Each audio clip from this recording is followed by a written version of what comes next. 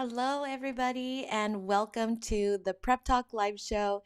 If it's your first time here, I'm your host. My name is Kissa, at Just Kissa for short, and I am here to just talk about my life, our business, my family, and how it all just kind of coincides.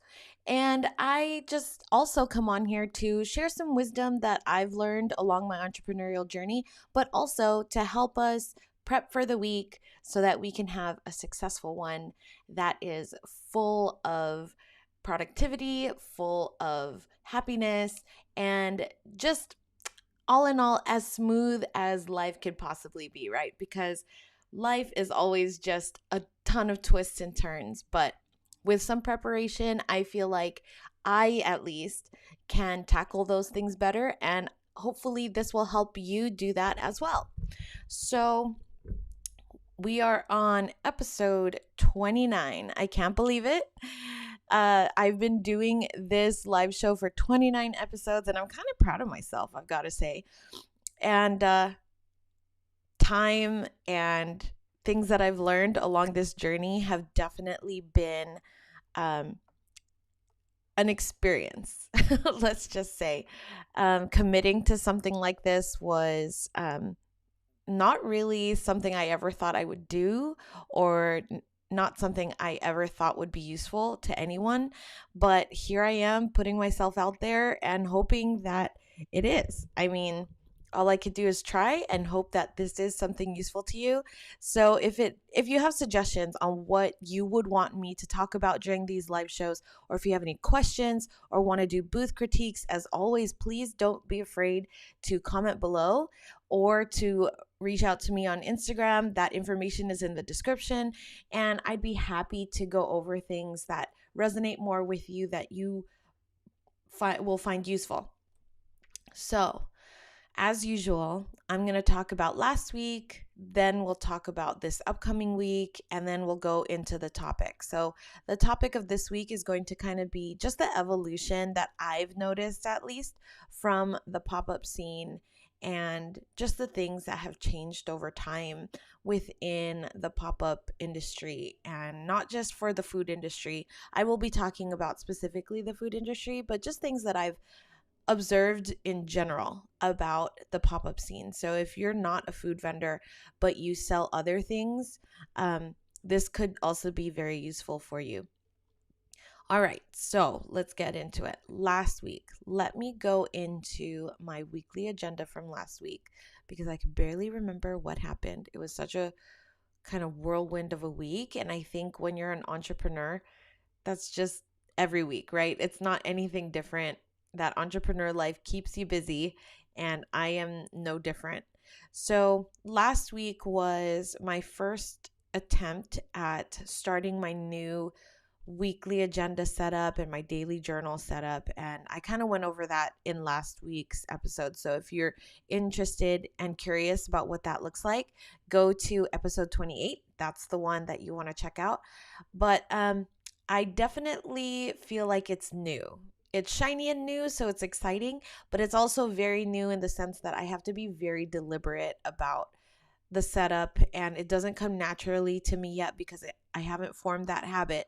And so because of that, I kind of fell off, I trailed off, and I could definitely do better, but that's okay. It's a new week. I'm going to start the agenda brand new, and I'm going to try again, right? Because that's all we could do. If I fall off the horse and I'm ready to start back up, all I could do is get back on it and try again. So I am a little bit disappointed that I didn't get to do everything that I wanted, but at the same time, I'm also very proud of the fact that I did get a few things done. So, Charlie, Micah, and we went to Disney. We live in SoCal, so we went to Disneyland last week, and I don't want to say derailed because that's definitely not the word, but it did, in a sense, just kind of derail my productivity because of the fact that I knew that I was going to be out of the office for a day. So we were there on Wednesday. It was in the middle of the week, And so it was kind of difficult, but I wanted to try and get as much done before we left as possible. That way, you know, I wouldn't have to really stress about it, or, get worried about leaving work behind. So I wanted to get as much done as I could. And then I was thinking that we were going to come back home and ready to work on Thursday. Well, it turns out that we decided not to, and we decided to take another day at Disney. And so we stayed until Thursday.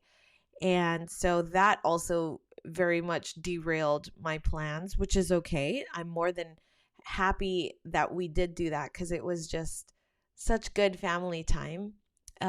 But it did derail my productivity a little bit. So Friday was a little bit tough because it's Friday, and here I am going into the weekend feeling like I didn't do enough, and I didn't work enough, and I didn't do enough of anything. And, I kind of thought twice, and I just said, no, I deserve this. And that's hard. That's really hard for me because I am the type that doesn't feel like I do relatively enough at all, if at all. And so I have to still fight that urge, that feeling of not doing enough or not being enough for my family, for my business, for myself. And I was able to push those nasty voices down and not listen and just say, I do deserve this. I do deserve some time, because at some point I'm going to be busy again. And when I am, then I need to turn up the heat and I need to get in the game, and I can't take an extra Disney day, and that's okay. But while I'm not busy just quite yet, enjoy it.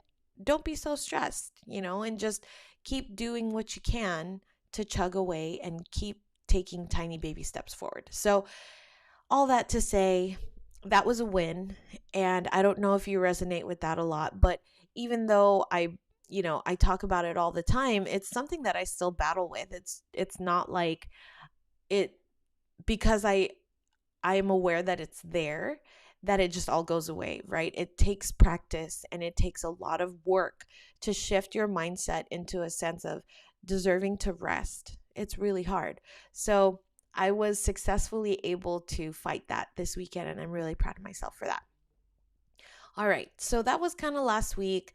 Actually, my affirmation for last week was sacrifice doesn't deplete me, it grows me.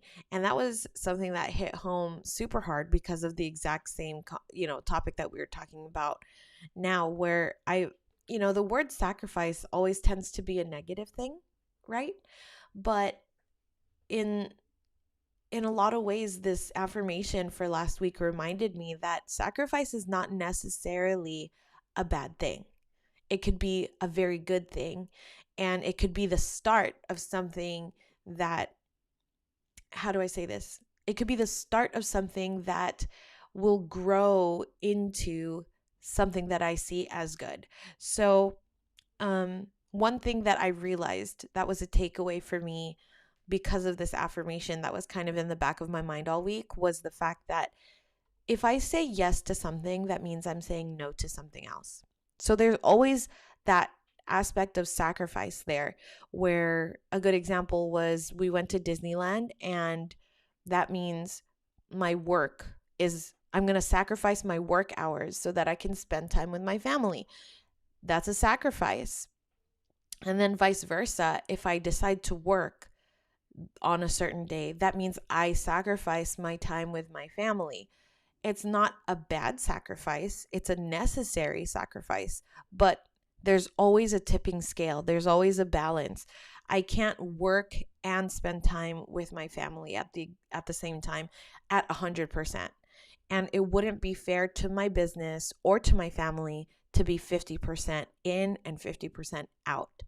And that's something that I've learned in the last few years, is that I've tried to do that numerous times, and it just doesn't work. Maybe it works for others, but it just doesn't work for me. And so when I'm with my family, I want to be 100% in. And then when I'm working on my business, I want to be 100% in. That way, I am fully intentional and I can get things done a lot faster. So it really resonated with me, that affirmation. I'll probably share this week's affirmation on my Instagram because I don't know what this week's affirmation is yet, but definitely follow along if you want to know what it is. I also share a daily gratitude practice on my Instagram, so be sure to participate and check there as well, and a weekly gratitude recap on TikTok. I'm trying TikTok. And I'm using my gratitude practice as a way to just kind of dip my toe in and all that. But anyway, yeah, I'll figure out what this week's affirmation is going to be. But that was last week's and it really hit home super, super deep. One thing I mentioned last week that I wanted to do that I did not do at all was daily reflection. So that is going to be at the forefront of my goals this week. And the reason being, I know that it's going to improve so many aspects of my life. So I know this. I know it's a fact. It might not be, reflection might not be for everyone, but it is definitely for me.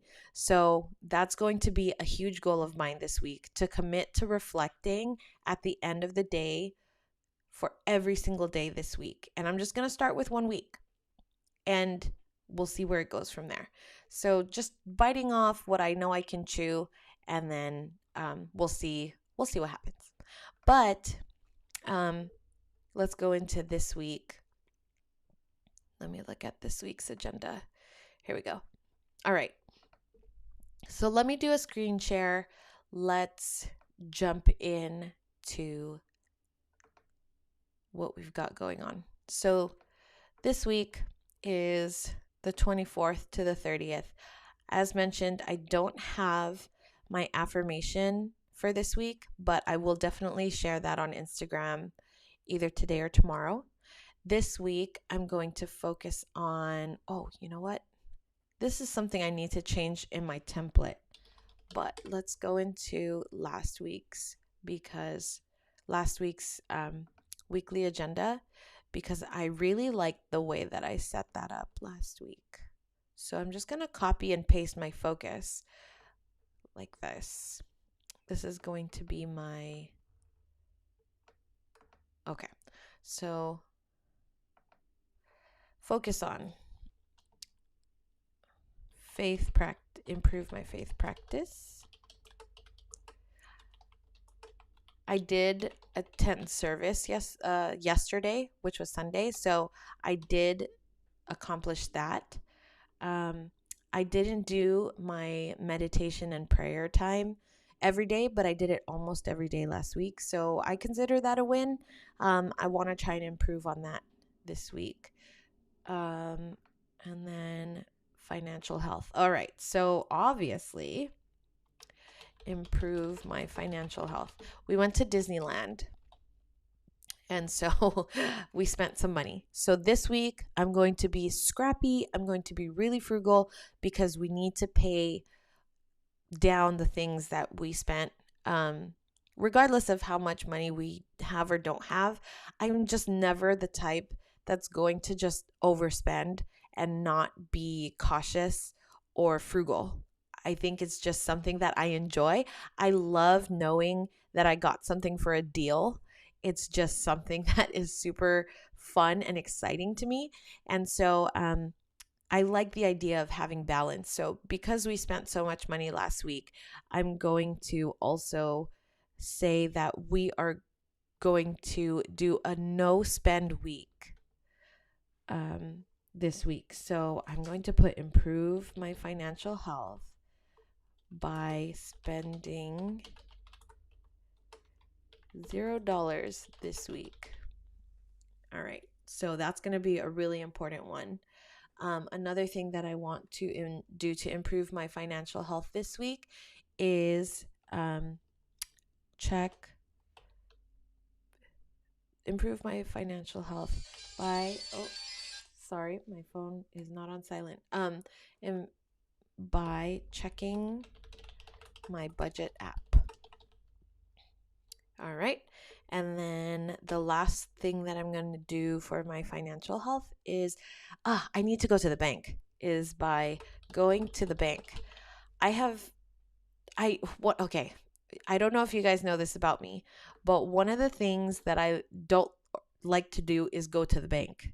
I don't know why. It just feels like such a waste of time, especially now that you can do most things on the app for your bank. So, especially now, but it's just always something that I never enjoyed. Going to the bank, getting gas, it's just, it's those things. I don't know why. It just drives me crazy. So I do have to go to the bank. I've been meaning to go to the bank for, I want to say over a month now. So I do need to do that. And then the other thing that I'm going to do is home interior improvement. I'm not going to focus on that this week. Let's look at our goals. I don't feel like focusing on home improvement. I did put away all our Christmas decorations. It's like 99% done. We just have to put everything back into our storage shed, and then that'll be done with. But let's look at Q1 goals to give me some inspiration. Okay. Well, I don't feel like doing home interior improvement, so let's just do faith practice and financial health. That feels good to not have to do 3. So, improve my faith practice is going to be the same. Attend service on Sunday. Do daily meditation and prayer time. And then I'm going to listen to worship music in the morning. Those will be my 3. All right, so I've kind of compiled a shopping list. These are just groceries that we need to purchase because we're out. Fruit, milk, brown rice, that type of thing. So nothing exciting. I've created my daily agenda for today. I create one for every single day. And in my daily agenda, just really quickly, if you've never seen it before, I put my daily gratitude practice. So whatever I share on my Instagram, I basically write down here. I put my mood tracker in here so that I could track my mood as well. And then also something that I want to focus on. So today I want to focus on, let me see. Let's go back to the weekly agenda. So this week we're doing financial. Okay. So let's check the budget app. So we're going to do focus is checking our budget app. And then theme for today is going to be just get through, because a lot to catch up on since we took an extra day. I've already started water, so I've drank one of my Hydro Flasks. My goal is to drink 3 a day. And then this is something that I went through already with you guys. So in episode 27, feel free to check this out. But this is the daily reflection that I'm talking about right here.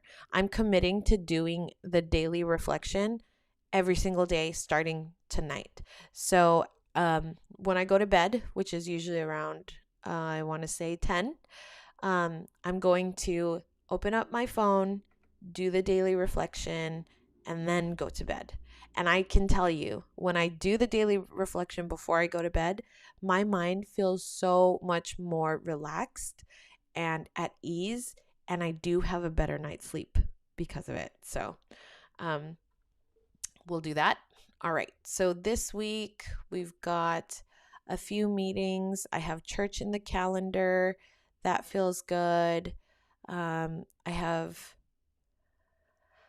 a few open days, which is Thursday and Friday, which is nice. I'm going to be spending time with family on Saturday. It's going to be a great week. I could just feel it. So this is going to be my tasks for this week. There's a lot going on today because, like I said, as you could see, I just put things off because last week was such a crazy week. So it is what it is, but I definitely know how good I will feel once those things are now moved away from my week, and I feel like I'm getting a lot of things done. So that's that for this week's agenda. That feels really good. What are your guys' goals? What do you want to accomplish this week?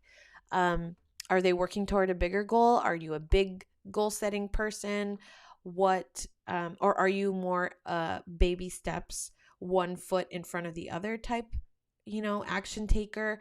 For me, as I mentioned, I'm a big picture person. And so I kind of work backwards where I see the bigger picture, I see where I want to end up, and then I trace my steps to figure out how to get there. So that's how my brain works. But other people just kind of say, I'm going to make a small change today. And if that has to do with financial health, for example, you're going to say, I'm not going to spend any money on unnecessary things today, or I'm not going to buy a coffee from a coffee shop today in an attempt to improve my financial health, or I'm not going to online shop today or the whole week or whatever it is to start to improve my financial health. So that's how some people think. My brain doesn't work like that. If I want to improve my financial health, I envision, myself, let's say myself debt free.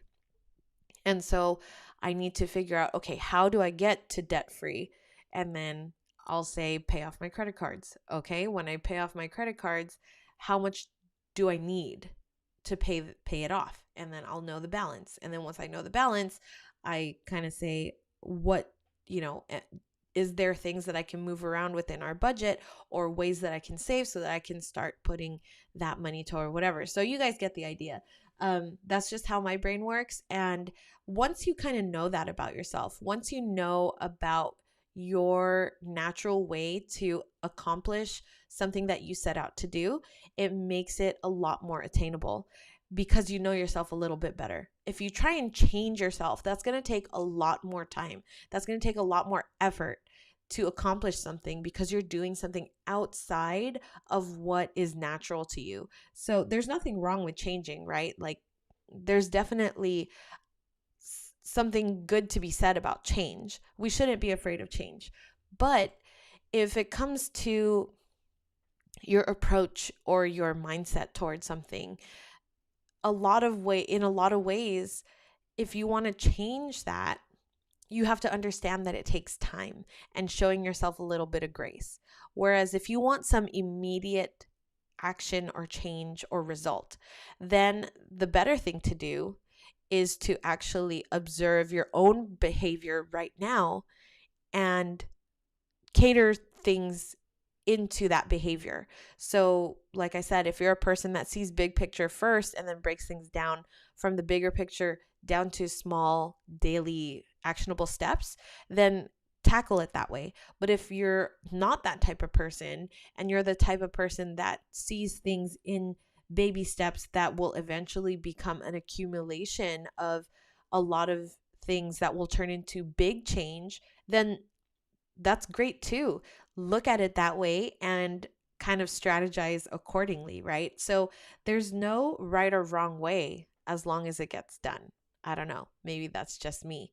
But yeah, that's how I pretty much set myself up for the week. And I've said this numerous times.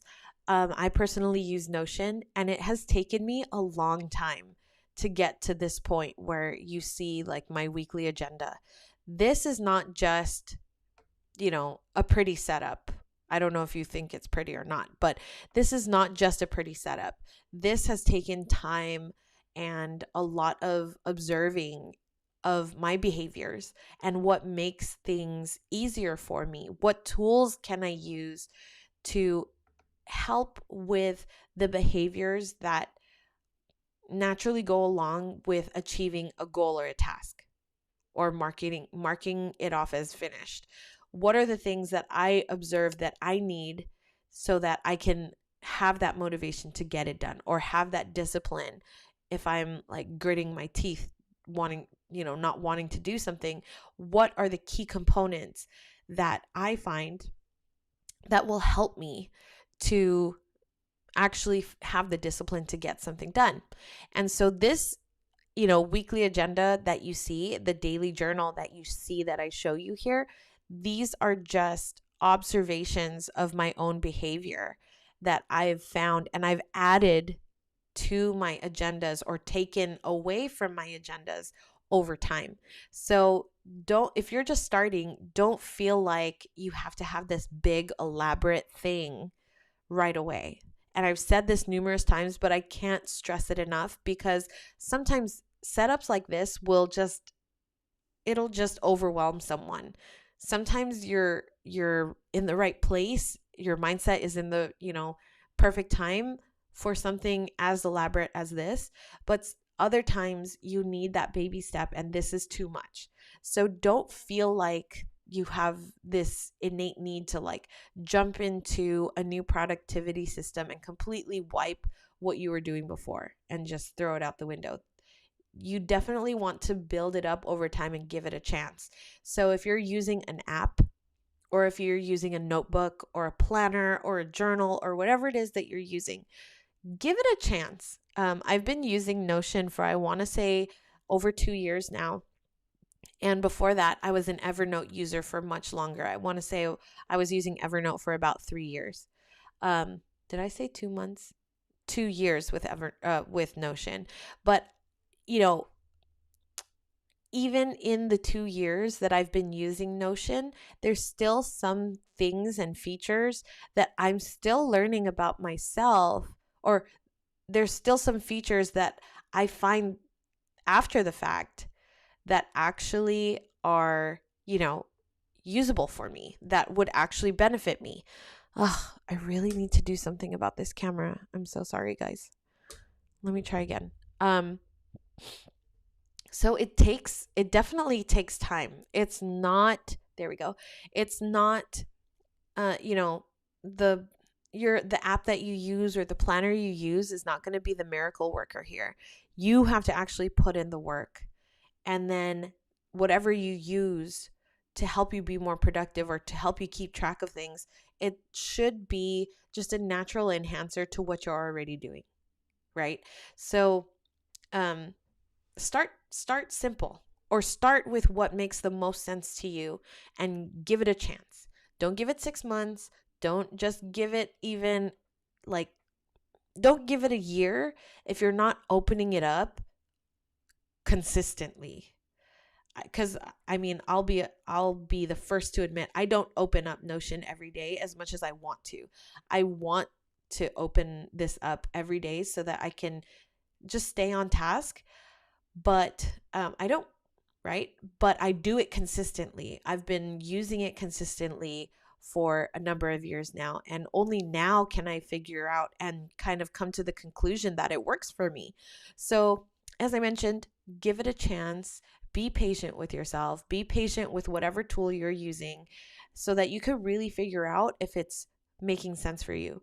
If you start with an app or a planner or a notebook and you only use it for a month, and then you say at the end of the year that it didn't work, well, you didn't really give it a chance, right?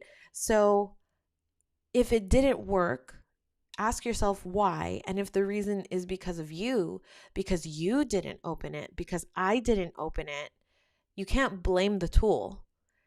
It's you that needs to make that change. So what do? Easy, immediate action, once again, is try it again, because there's a reason why you thought that this would be useful. But you have to commit to using it and actually having it be used toward your advantage. So just want to put that out there. A little bit of tough love for y'all, but that's just, that's the God honest truth. I am a productivity nerd. I don't know if you guys have noticed it yet or not, but I am. And truth be told is, there's no productivity tool in the world yet. I don't know. Never say never, right? But you have to willfully want to be productive. That's just what it is. And so if you're not feeling it, you're not going to feel it. And chances are you're probably not going to do it unless you have that discipline put into your mindset already, where you're going to do what you know is necessary because you know it's good for you, even though you don't want to, even though you don't have that motivation. So there's nothing out there yet. So you've got to want to do it. You've got to want to put in the work. All right. So that's that, y'all. Let's jump in to today's topic. If you guys have any questions in regards to my productivity setup, I'm more than happy to go over it with you. I can even share my template with you if you're interested in that. You can always use these templates and put them into other applications and just take things that work for you. Or you can use Notion and actually just import it into your own Notion setup and start using it.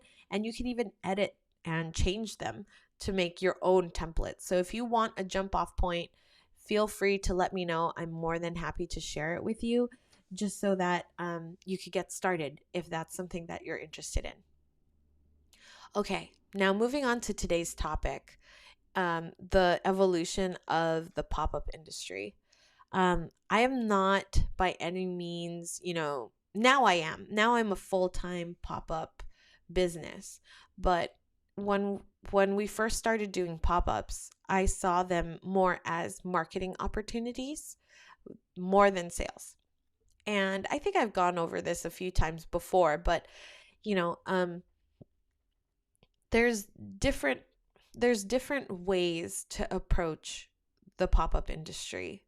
And I think that in the present, right now, a lot of people just think that if you pop up a tent at an event and you pay a certain fee, that you're expected to have a certain outcome.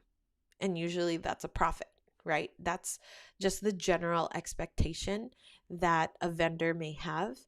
And, truth be told, that's not a reasonable expectation. And I'm just putting it out there.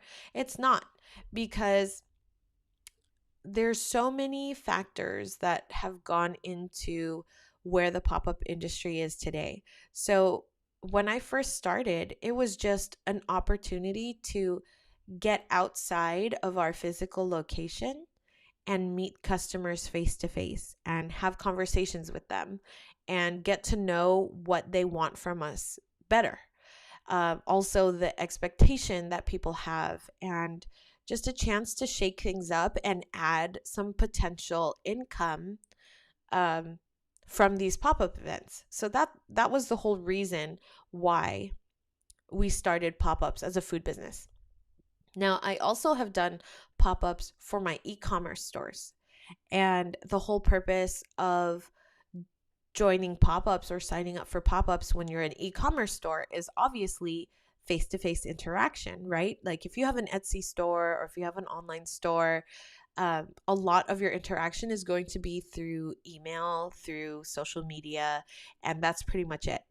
But with a pop-up, you have the opportunity to just kind of interface was the word that I was going to use, but you have an opportunity to get to know your customer on a face-to-face level that you don't necessarily get to do on a regular basis when you have an e-commerce store.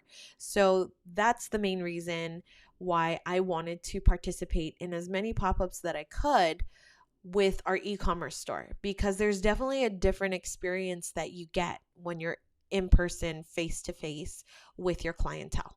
So as an online business, as an e-commerce store, my goal was to get in front of my customers as much as possible so I can get not just feedback, not just sales, but also a little bit of brand recognition, right? Like to get people to see what we could offer. And that was a big part of why I wanted to do pop-ups too. So that was when we started. And then we did pop-ups consistently throughout my career, both for the e-commerce store and for the restaurant. And honestly, I always thought of them as opportunities, right? So if a pop-up event was busy, like if it was a farmer's market and it happened to be busy that day, then great, it was a great sales day. But of course, we know that there are events that are dragging, that are slow, where you don't even probably make your money back. And it is what it is. It's part of being in business. I mean, whether you're a pop up or a brick and mortar, everyone has those days. Everyone has those negative days where what you bring in doesn't equate what you put out. That's just the reality of it. And pop ups are no different. And I think there's this expectation that has come around in the current pop up market where you just kind of think that you're supposed to turn a profit every time, that you're supposed to hit a home run every single time. And no, as pop up businesses, we are not exempt from slow days, right?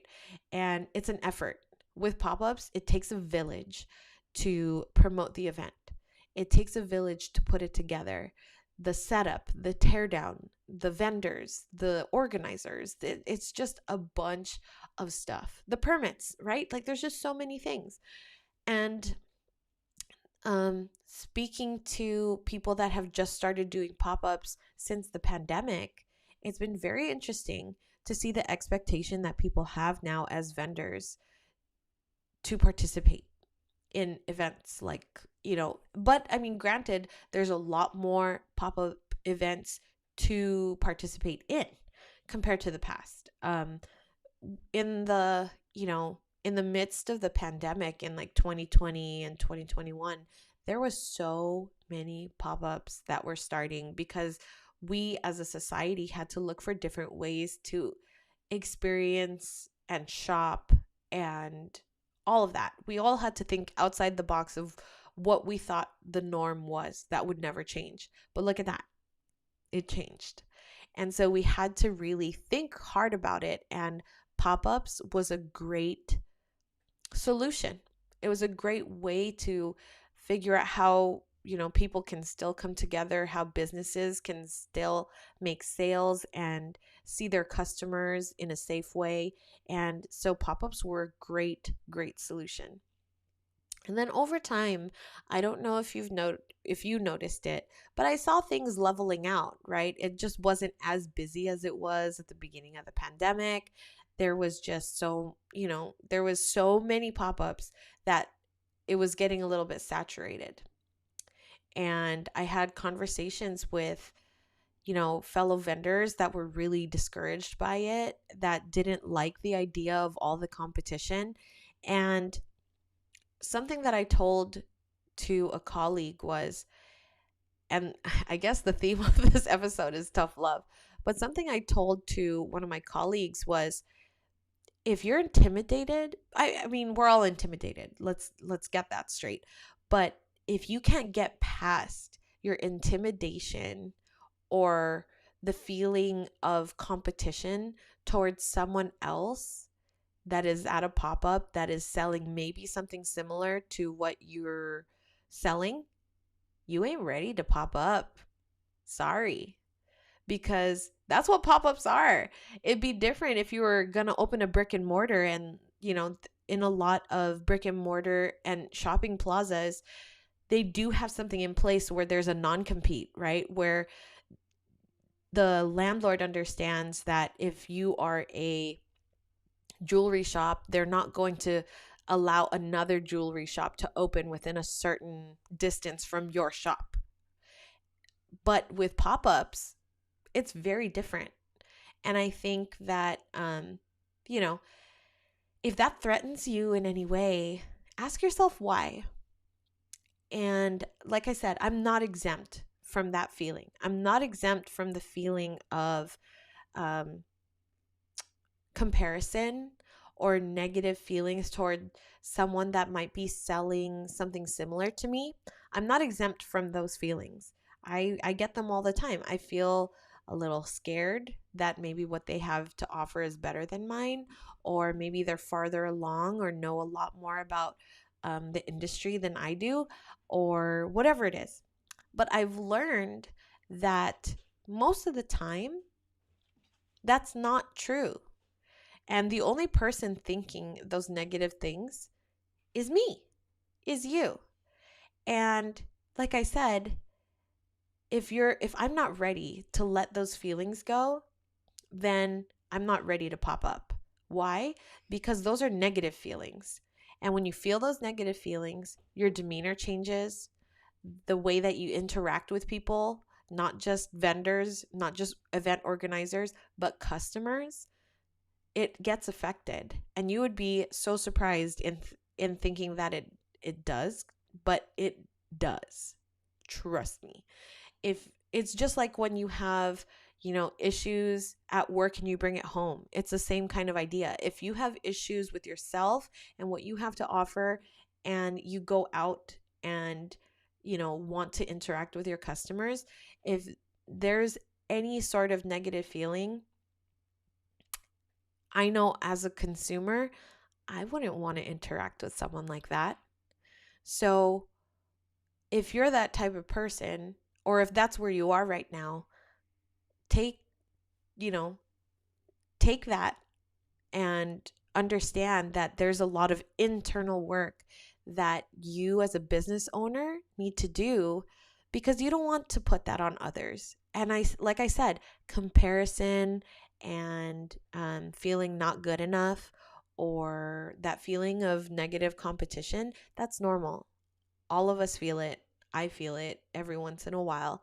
But I have to remind myself that there's room for everyone, because it's the truth. Everyone can win here. There's room for everyone. I'm not for everyone. My competition is not for everyone. And for others, we're the perfect fit, right? And there's no need to feel threatened. There's no need to feel competitive in a negative way. If anything, the competition should make us all better. If anything, right? Because healthy competition is not a bad thing. But I've noticed it. And I've got to say, going to, man, my camera is always, I need a new camera, guys. I'm sorry. Let's try this again. So I just want to put it out there that, like, that's just the reality. And it's a little bit of tough love from me, of the idea that if that in any way triggers you, look internally, because it's not anyone but you, and you can fix it. You can change it by doing the work and understanding that you as a business owner, you as a maker, you as a creative, you have something to offer that no one else does. I do. I have something to offer that no one else does. You have something to offer that no one else does, and you shouldn't, and because of that, you shouldn't feel threatened.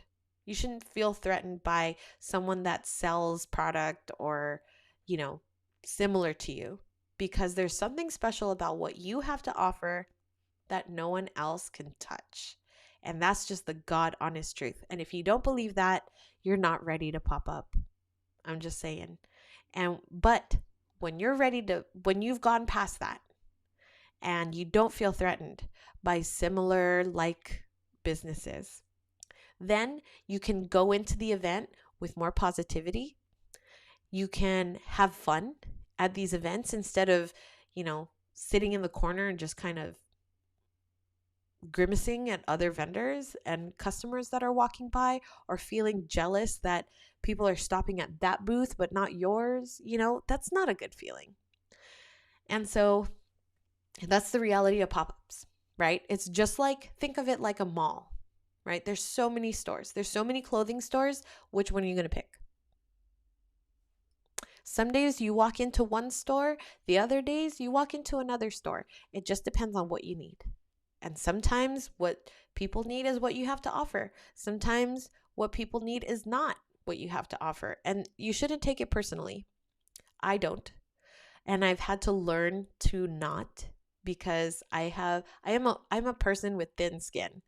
I want everyone to be happy. I'm definitely, admittedly, a people pleaser, and I'm working on it.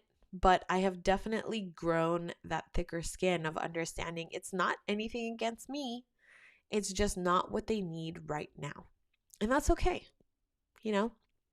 So it's been such a big change in the last, 10 years of doing pop-ups. It's definitely been a change. The attitude and perspective that people have toward pop-ups is very different. Not just on the vendor side, but also on the consumer side. There's just a lot more to choose from now. And so it's harder. It's harder for consumers to pick which events they want to go to. And that's a good thing because we're all changing and trying to make our situations work. But at the end of the day, most of the time, the people that you see at the pop ups are all small businesses. And if you're a small business and you believe in the concept of small business, at the same time, you should be happy that people are there, willing and ready to support a small business, whether it's yours or not. Because that says a lot about the shift that has happened in consumers' minds.